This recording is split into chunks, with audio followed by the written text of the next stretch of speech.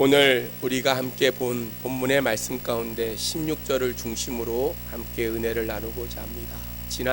지지난주에는 소망의 하나님이 모든 기쁨과 평강을 믿음 안에서 너에게 충만하게 하사 성령의 능력으로 소망이 넘치게 하시기를 원하노라.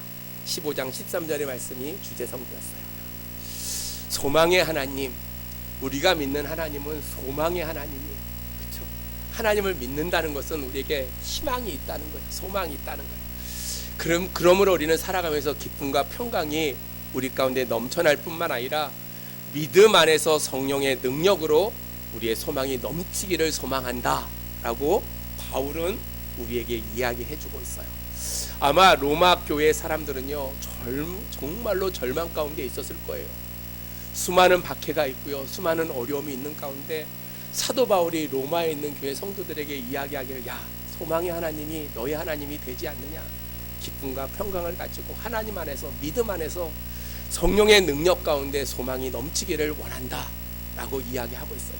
그 이유가 무엇이냐면 그 하나님의 은혜가 우리 가운데 있을 때 하나님의 일꾼으로 우리를 부르시고 우리를 통하여 하나님이 명령하신 그 명령의 일을 감당하게 하시기를 원하심을 깨닫게 되어질 때 우리는 소망 가운데 살게 되어져 있다는 거예요. 여러분, 은혜라는 말의 의미를 너무나 잘 알고 계시죠?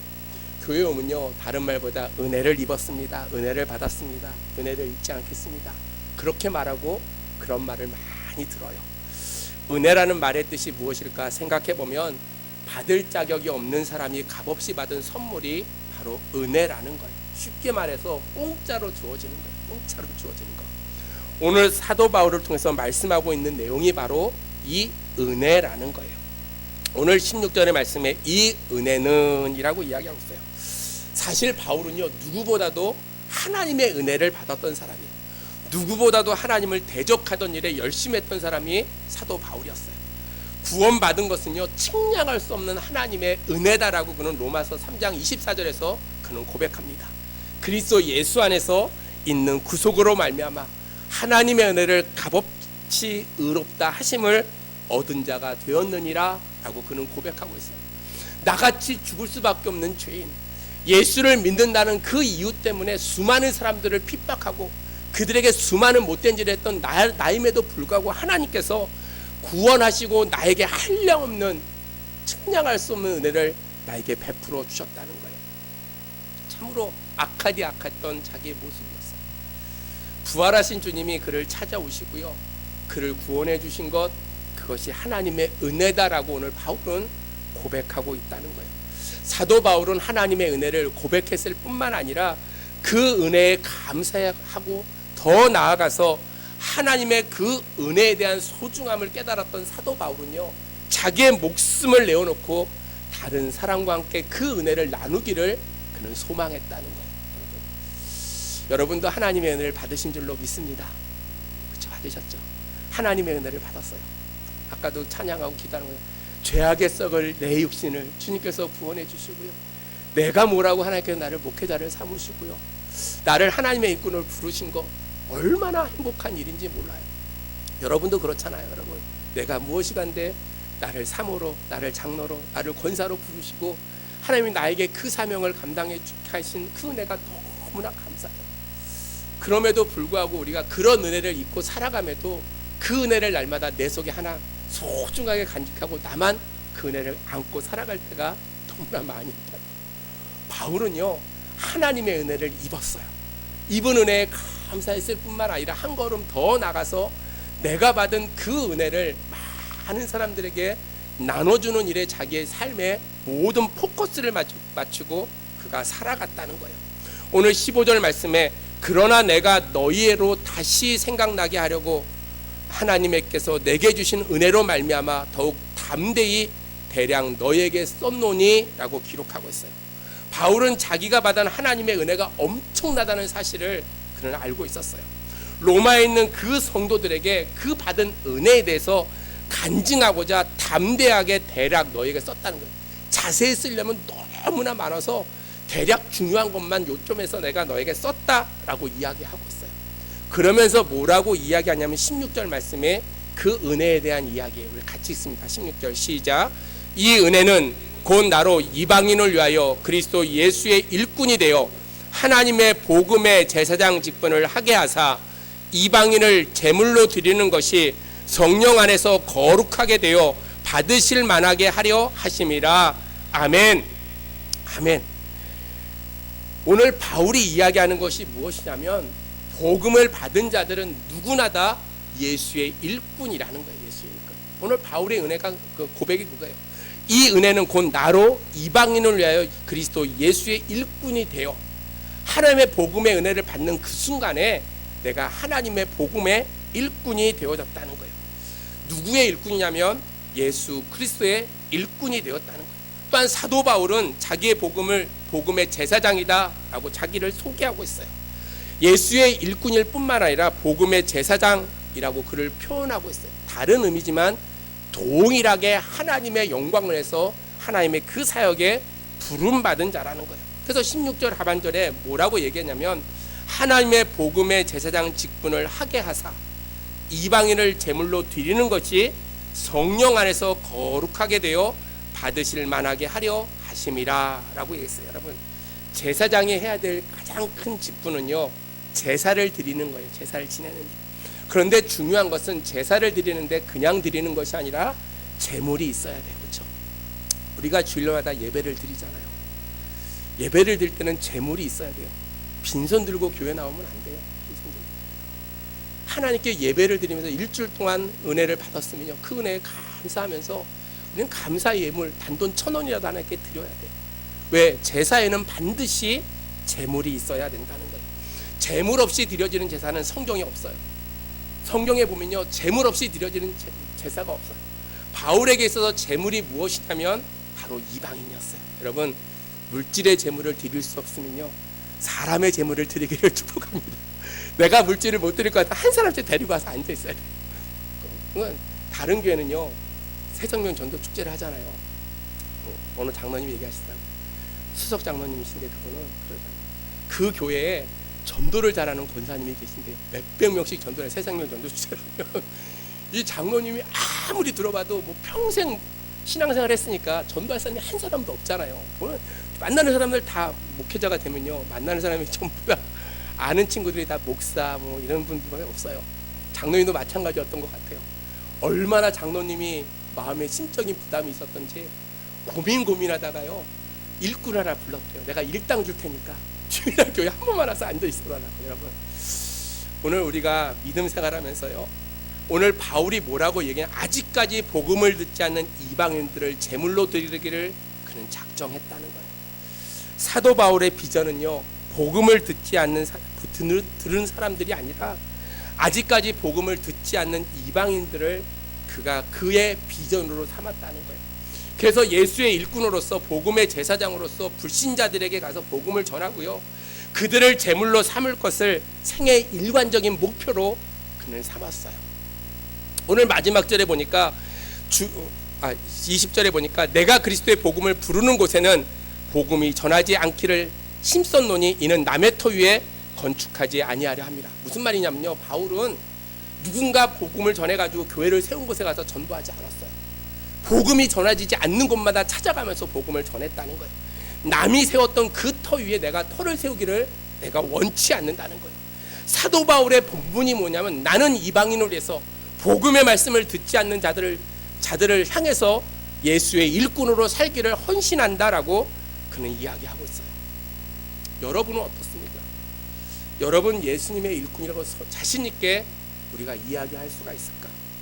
여러분은 불신자들을 향해서 주님 앞에 인도해서 제물로 드리려는 복음의 제사장으로서의 그 사명을 내가 잘 감당하고 있을까? 말씀을 준비하면서 저 또한 많이 회개했어요. 여러분, 평생을 살면서 전도한 사람이 몇 명이나 되나 생각했더니 별로 안 되더라고요. 별로 안 되더라고요. 그래서 늘 죽을 때까지 최소한 300명 이상은 전도해야 되겠다라는 생각을 가지고 있어요. 우리가 그런 믿음의 결단이 있어야 돼요. 비록 못할지라도. 그런 이야기 있잖아요. 호랑이를 그리려고 생각하면요, 고양이라도 그리는데 고양이라도 그리려고 생각하면 아무것도 안 될 수가 있다고. 여러분, 목표를 크게 갖기를 주의 이름으로 소망합니다. 아멘. 우리가 그렇잖아요. 하나님 앞에 섰을 때 내놓을 게 뭐가 있겠어요? 내놓을 게 뭐가 있겠어요? 제가 재물이 많아서 헌금을 많이 하겠어요? 내놓을 거 아무것도 없어요. 다만 내가 열심히 주신 육신적인 건강을 가지고 복음을 전하려고 내가 애썼다.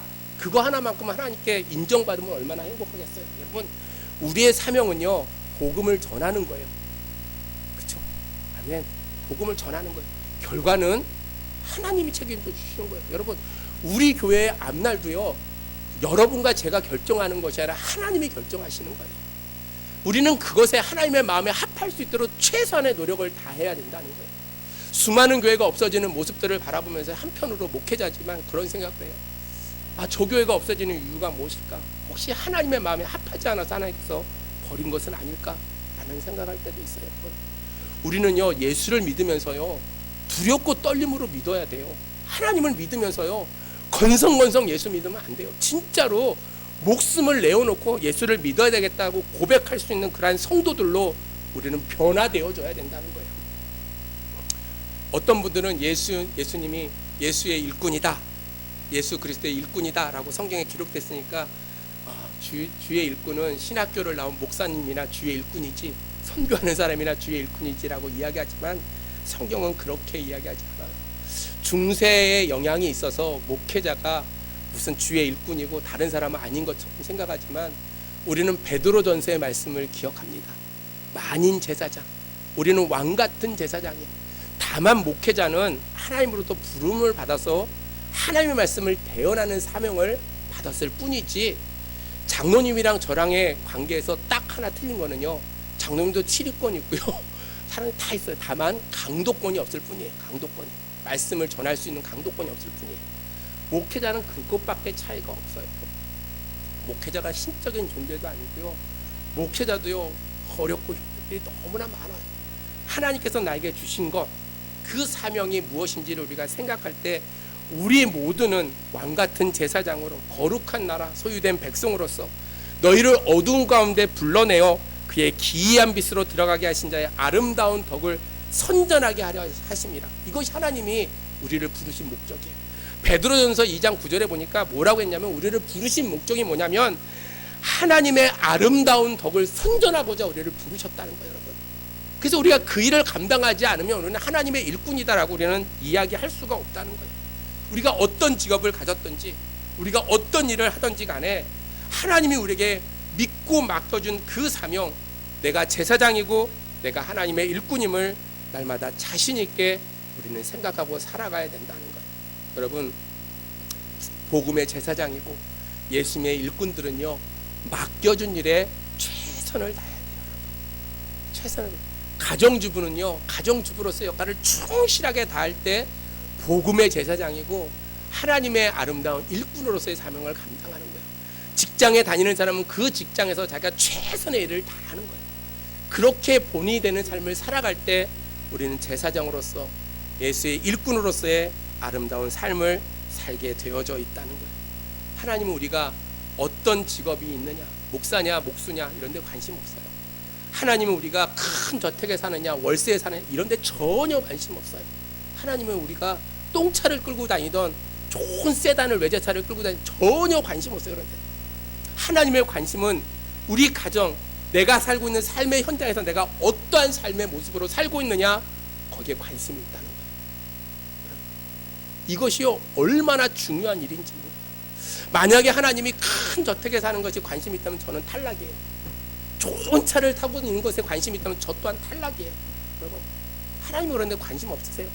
여러분이 어떠한 삶의 현장에서 어떻게 살아가느냐가 무엇보다 더 중요하다는 거예요. 사랑하는 성도 여러분, 우리가 무엇을 하든지 간에 하나님이 우리에게 맡겨준 성직임을 생각하고 남편으로서의 역할, 아내로서의 역할, 주부로서의 역할, 가정으로서의 그 역할을 잘 감당하고 은혜 받은 저와 여러분 모두 다가 주의 일꾼임을 생각하며 오늘 사도 바울이 담대하게 내가 예수의 일꾼이다라고 고백했던 것처럼 저와 여러분들도 세상을 향해서 내가 예수의 일꾼이다라고 고백할 수 있는 그러한 믿음의 성도들이 되어지기를 주의 이름으로 축복합니다. 오늘 또한 본문에 보니까 바울은 주의 일꾼의 자세에 대해서 아주 구체적으로 이야기하고 있어요. 하나님의 은혜를 받고 주의 일꾼이 되어도 아무렇게나 사역해서는 안 된다는 거예요. 기준이 있다는 기준이 뭐냐면 17절의 말씀이에요. 같이 읽습니다. 17절 시작. 그러므로 내가 그리스도 예수 안에서 하나님의 일에 대하여 자랑하는 것이 있거니와. 아멘. 언뜻 보면 이게 무슨 말인가 잘 해석이 안 돼요. 그래서 현대어 성경을 보면 이렇게 성경을 번역해 놨어요. 제가 읽어드릴게요. 잘 들으세요. 그러므로 나는 하나님을 섬기는 일을 그리스도 예수 안에서 자랑스럽게 여긴다 라고 기록한 거예요. 여러분, 하나님의 일에 대해서, 하나님의 섬기는 그 일에 대해서 자랑한다는 거예요. 그에게 자랑할 것이 너무나 많았어요. 그는 가마리엘 문화에서 공부했던 아주 똑똑한 사람이었고요. 태어나면서부터 로마 시민권을 가지고 있었고요. 율법적으로 아주 철저했고, 그의 백그라운드는요 말할 수 없을 정도로 자랑할 것이 너무나 많이 있어요.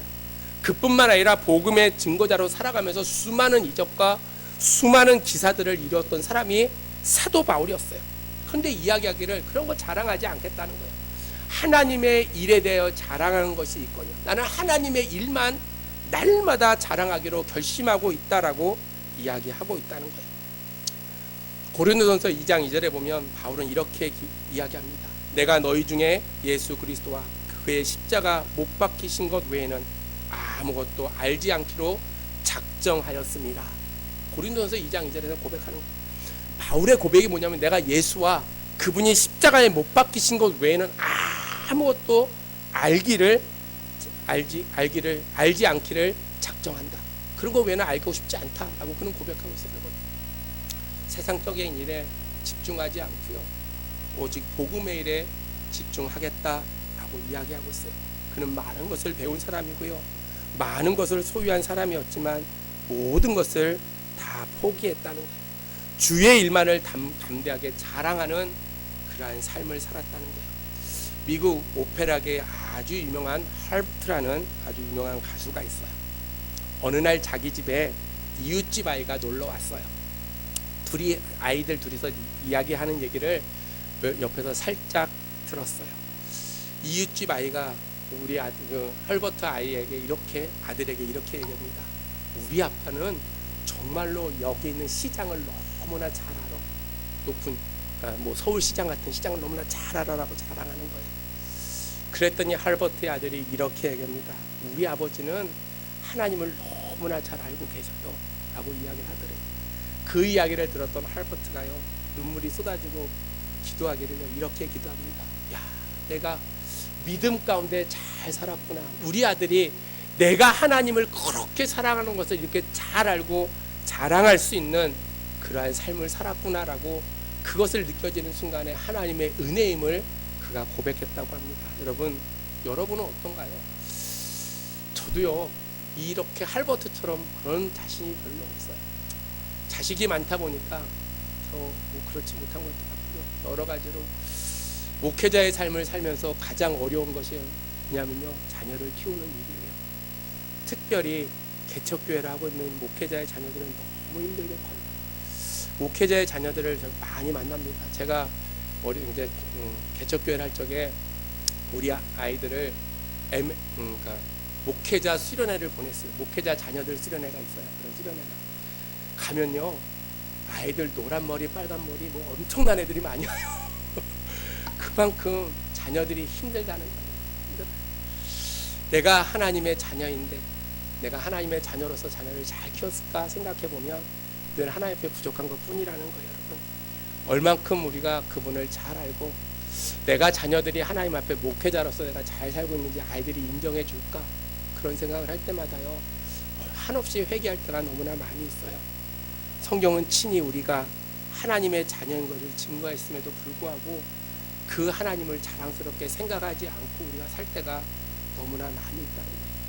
사랑하는 성도 여러분, 하나님을 자랑하며 살아갈 수 있기를 주의 이름으로 축복합니다. 하나님의 자녀가 된다는 것이요 얼마나 행복한 일인지 몰라요. 목회자가 돼서 늘 기도해요. 자녀들을 위해서 기도하고 성도들을 위해서 기도해요. 성도를 기도할 때마다 우리 모든 성도들이 뜨거운 성령의 열정을 가지고 정말로 하나님의 자녀로서 황홀하고 기쁘고 행복한 하나님을 체험하며 살아가는 그러한 엄청난 하나님의 일꾼들이 되었으면 좋겠다라는 마음으로 늘 기도해요. 우리 교회 성도들이 많지 않아요, 여러분. 그래서요 너무 행복해요. 왜 3,000명, 5,000명 모이는데 목사님이 기도하겠어요? 성도들 이름 불러? 절대로 안 합니다. 절대로 안 해요. 장로님 이름도 제대로 놓고 기도를 잘 안 해요. 네, 그렇게 기도할 시간도 없고, 큰 교회들 목사님들은 10만 명이 모이는 교회 목사님, 3만 명이 모이는 교회 목사님이 성도들 이름이나 알겠어요? 얼굴이나 알겠어요? 여러분, 작은 교회 다니는 게요 얼마나 행복한 일인지 몰라요. 서로가 알고 서로를 위해 기도할 수 있는 것, 그것이 우리는 복이라는 거예요. 여러분, 우리가 세상에 살면서요 딸이나 아들 자랑할 거 없고요, 하나님을 자랑하며 살아갈 수 있는 그러한 성도들이 되어지기를 축복합니다. 우리에게 풍성한 은혜를 주신, 또 계속해서 풍성한 은혜를 주실 그 하나님을 자랑하는 그러한 자녀들이 되어져야 된다는 거예요. 그것이 주의 일꾼의 자세라는 거예요. 또한 사도 바울은 이어서 20절에 뭐라고 이야기하냐면, 또 내가 그리스도의 이름을 부르는 곳에는 복음을 전하지 않기로 힘썼노니 이는 남의 터에 건축하지 아니하려 함이라. 여러분, 주의 일꾼은요 복음이 이미 전해진 곳에 복음을 전하지 않는다는 거예요. 복음을 듣지 않는 사람들에게만 가겠다라고 사도 바울이 오늘 이야기하고 있는 거예요. 오늘날은요 이 말씀들이 잘 통용되지 않아요. 교회를 세울 때요 교회가 옆에 있건 없건 전혀 상관없이 교회를 세워요. 예전에는 합동 측이나 통합 측에서는요 같은 교단은요 500m 안에는 교회를 세울 수가 없었어요. 그렇죠? 요 앞에 동강교회죠. 동강교회 합동입니다. 합동. 그 앞에 바로 편의점 옆에 생명의 길교회 통합 합동이에요. 한 20m 다. 요즘은요 남의 교회 앞에 교회 세우는 거 전혀 상관하지 않아요. 교회를 잘 다닌다고 이야기함에도 불구하고 찾아가서 전도합니다. 우리 교회 좀 오라고. 상처받아서 쉬는 사람을 오라고 하는 것이 아니라 교회 잘 다니는 사람 보러 우리 교회 오라고 이야기를 해요. 현대는요 교통이 발달하기 때문에 거리적인 제약을 안 두고요, 믿다가 시 없는 사람이 다시 살리는 일에 힘쓰는 것이 아니라 남이 열심히 다니고도 있음에도 그를 빼앗아 오는 일에 열심을 다한다는 거예요. 한국 교회가 부흥하지 않는 이유가 하나가 있어요. 70년대 80년대는 한국 교회가요 선순환이 이루어졌어요. 개척교회가 개척을 하면요 성도들이 모여들어요. 그리고 얼마만큼 훈련되어지면 그들이 큰 교회 가서 사역을 해요. 그리고 큰 교회에 있던 사람들이 또 작은 교회에서 사역을 해요. 이런 선순환이 있었어요. 근데 요즘은 성도들이요 작은 교회 오지 않아요, 여러분. 그렇죠? 그런 게 안 와요. 왜? 아무것도 안 돼 있잖아요.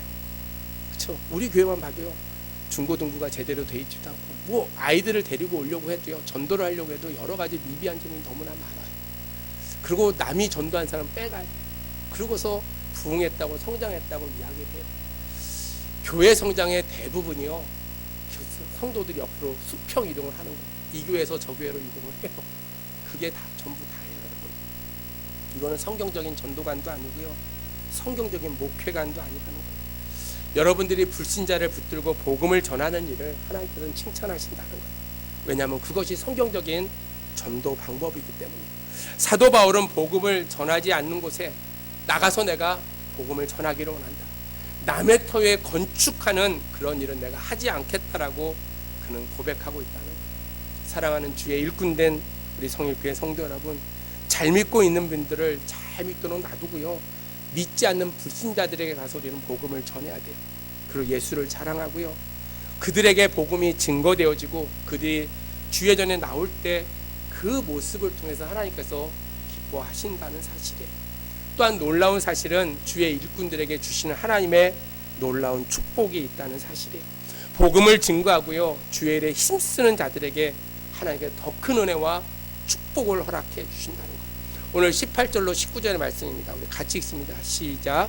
그리스도께서 이방인들을 순종하게 하기 위하여 나를 통하여 역사하신 것 외에는 내가 감히 말하지 아니하노라. 그 이름 말과 행위로 표적과 기사와의 능력으로 성령의 능력으로 이루어졌으며 그리하여 내가 예루살렘으로부터 두루 행하여 일루니곤까지 그리스도의 복음을 편만하게 전하였노라. 아멘.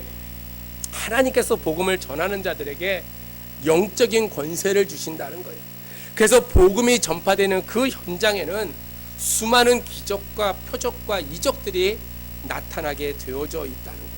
여러분, 마태복음 11장 5절에 보면 예수님께서 소경을 보게 하시고요, 앉은 자를 일으키시고요, 문둥병을 깨끗하게 하시고요, 귀머거리를 듣게 하시고 죽은 자를 살리고 가난한 자들에게 복음을 전하시는 주님의 생생한 복음의 전파 현장이 기록되어져 있어요.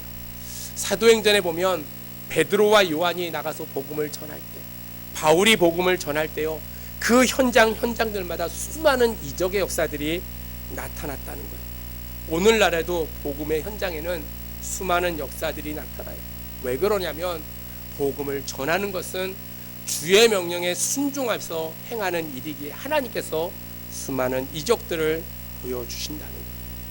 성령을 충만히 받고 전도하면 성령의 역사를 우리는 체험하게 되어져 있어요. 전도하기 시작하면요, 여러분 믿음이 자라납니다. 전도하기 시작하면요, 내가 지금까지의 삶의 모습에서 전혀 다른 모습으로 변화되어져요. 여러분, 전도하지 못하는 이유는요, 능력이 없어서 전도 못하는 것도 아니고요, 말재주가 없어서 전도 못하는 것도 아니고요, 전도하려고 마음 먹으면요, 하나님께서 성령께서 할 말을 우리에게 주신다라고 성경은 기록하고 있다는 거예요. 전도하면 반드시 능력이 나타나고 있게 되어진다는 거예요. 전도하지 않는 이유는 단 하나예요. 하나님의 말씀에 순종하지 않기 때문에. 너희는 땅끝까지 이르되 복음을 전하라, 주님께서 말씀하셨어요. 오늘 사도 바울이 성령의 능력으로 19절에 보니까 예루살렘으로부터 두루 행하여 일론이곤까지 복음을 전했다는 거예요. 성령의 능력으로 그는 복음을 편만하게, 복음이 다 증거될 수 있도록 그가 살았다는 거예요. 사랑하는 성도 여러분, 저와 여러분은 주의 일꾼인 줄로 믿습니다. 복음의 제사장이에요. 여러분, 우리가 우리에게 맡겨준 그 사명을 잘 감당해서 하나님 앞에 내가 부끄러움 없는 그러한 삶을 살아갈 뿐만 아니라 복음 안에서 내가 날마다 순종하는 삶을 통해서 믿지 않는 자들에게 나아가고 그들에게 복음을 증거함으로 말미암아 성령님의 역사하심을 체험할 수 있는 그러한 귀한 성도들이 되어지기를 주의 이름으로 축복합니다. 여러분, 전도하는 거요, 아무 하고 싶어도 할 수 없는 거예요. 천사도요, 할 수 없는 일이 바로 복음을 전하는 일이에요. 우리에게 맡겨주신 이 복음은 천사도 흠모하는 그러한 귀한 일임을 우리가 생각할 때 믿지 않는 영혼들을 하나님께 전도하고 그들과 하나님이 연합할 수 있는 그러한 길을 열어주는 것, 그것이 나에게 생명 주신 하나님의 뜻임을 다시 한번 생각하고 죽어가는 영혼들을 구원하는 일에 저와 여러분이 열심을 다할 수 있는 그러한 믿음의 성도들이 되어지기를 주의 이름으로 축복합니다. 기도하겠습니다. 하나님, 오늘도 부족한 종을 통해서 말씀을 증거케 하여 주신 주님, 우리를 향하여 주의 일꾼이다, 복음의 제사장이다 말씀하셨음에도 불구하고 우리가 그 사명을 감당하고자 힘쓰고 애쓰지 아니하고 주저앉아 낙심하고 절망할 때가 너무나 많이 있었음을 주 앞에 고백합니다.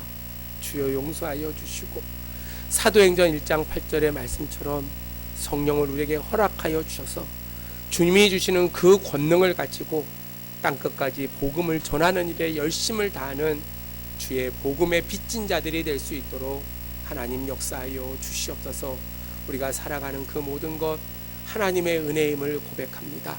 아버지, 우리의 연약함을 감추어 주시고 오직 주님만을 나타내는 믿음의 삶의 모습을 통해서 하나님의 나라가 이 땅 가운데 이루어질 수 있도록 아버지 하나님 인도하여 주시옵소서. 아버지, 7월부터 새생명전도 축제가 시작되어집니다. 한 성도 한 성도가 아버지의 복음의 열정을 갖게 하시고 복음을 전하는 일에 열심을 다할 수 있도록 하나님 축복하시며 그들의 삶 속에 하나님의 놀라운 역사가 나타날 수 있도록 하나님 축복하여 주시옵소서. 이제 3일 동안도 세상에 나가 살 적에 하나님이 인도하여 주시고 복음을 전하는 데 최선을 다하는 저희들의 삶이 될 수 있도록 은혜 허락하여 주시옵소서. 감사를 드렸고 예수님의 이름으로 기도하옵나이다. 아멘.